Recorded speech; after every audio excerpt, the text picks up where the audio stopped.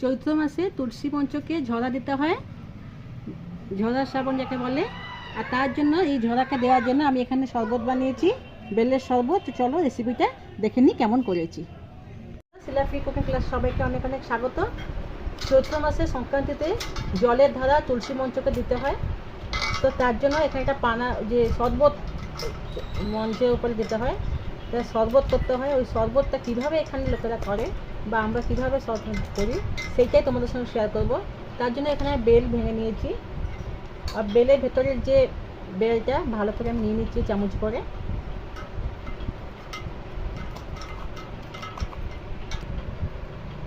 Bell এখানে সব বার করে নেওয়ার পরে আমি এখানে অল্প অল্প জল দিয়ে বেলের যে মঞ্জিটা হালকা হাতে, এটা হাতেই করতে হবে, চামচে বা অন্য কিছুতে করা যাবে না, কেননা বেলের যে ভেতরে মঞ্জিটা ওটা যদি ফেটে যায় বা থেকে যায় তো খেতে মুখে ভালো লাগে না। তাই জন্য আমি এখানে আস্তে আস্তে হালকা হালকা হাতে আমি এরকম বেলের থেকে যে মঞ্জিটা বার করে নেব।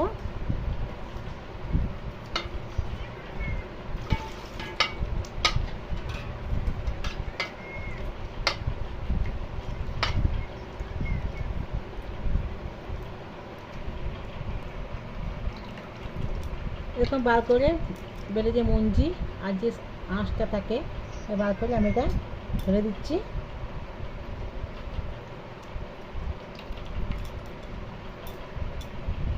সবটা বার করে ফেলে দেওয়ার পরে এর মধ্যে আমি দেব নারকেল। নারকেলটা কুড়িয়ে নিয়েছি আমি।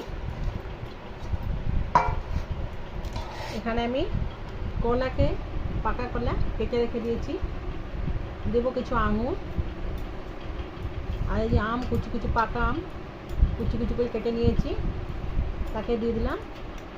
কিছু আপেল, এখানে দুটো আপেল ছোটো ছোটো কুচি করে কেটে নিয়েছি তাকে দিলাম।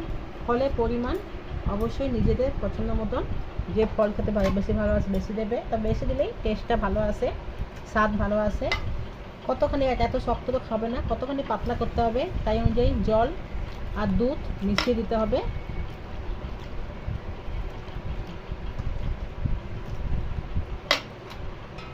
এর মধ্যে আমি দিয়ে দেবো পরিমাণ মতো চিনি,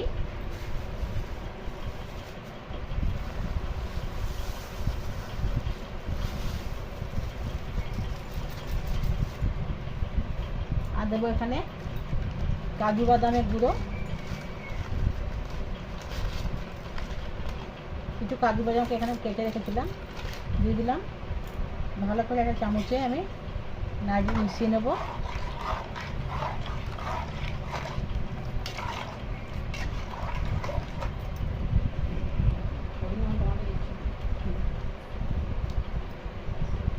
যেহেতু ছাতু সংক্রান্তি তাই আমি ছোলার ডালের ছাতু দিলাম। আমি এখানে 1 চামচ দিচ্ছি, বড় চামচে 1 চামচ, চায়ের চামচে 3 চামচ হবে। ছাতুর পরিমাণটা নিজেদের ইচ্ছা মতন হয়, কে ছাতু খেতে ভালোবাসে সে বেশি দেবে বা কম খেতে ভালোবাসে কম দেবে। আমি এখানে 3 চামচ দিলাম, এই বড় চামচে 1 চামচ, চায়ের চামচে 3 চামচ হবে। ভালো করে করে নেব। এরপর ওর মধ্যে আমি দিয়ে দেবো ছানা।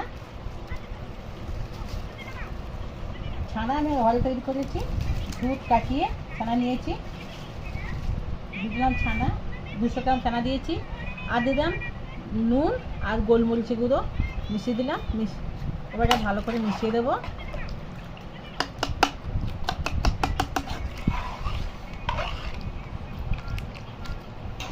তৈরি হবে এখানে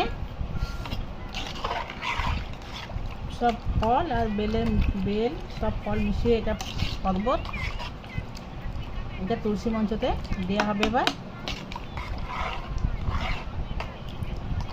তোমরা অবশ্যই এখন বানিয়ে একবার শরবত ঘরে খেও, আশা করি খুব ভালো লাগবে। রেসিপিটা কেমন লাগলো অবশ্যই কমেন্টে লাইকের মাধ্যমে বলবে। নিত্য নতুন রেসিপি আপডেট পাওয়ার জন্য আমার চ্যানেলটিকে সাবস্ক্রাইব করে দেবে। ভালো থাকবে, সুস্থ থাকবে, আবার কোনো রেসিপি দেখা হবে। ধন্যবাদ।